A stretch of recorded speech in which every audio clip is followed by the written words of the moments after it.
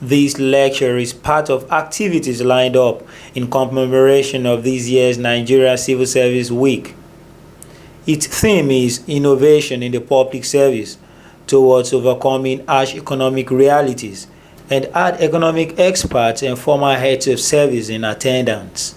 One of the highlights is the presentation of a book which identified some of the numerous challenges the civil service is confronted with.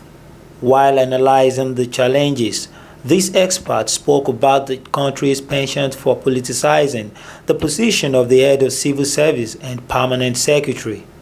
President Obasanjo demoted the place of the office of the head of service by creating a political parallel between it and the office of the secretary to the government of the federation, and then zoning it, like the PDP did all the time, to different parts of the country.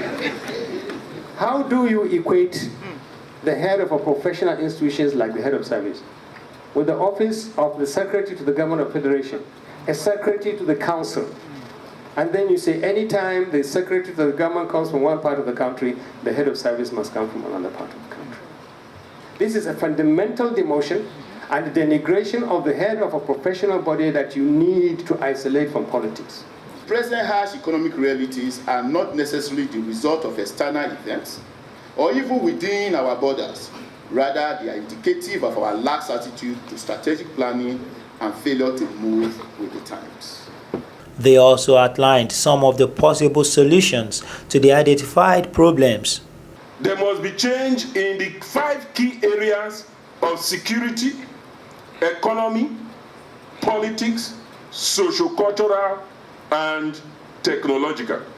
In fact, for me, the most important of all these changes is reorientation on social values, reorientation on work ethics.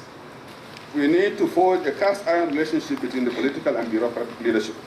Number 2, enthroning a culture of ethical leadership. 3, identifying and targeting the main barriers to innovation. 4, promotion of the premises of staff welfare and motivation.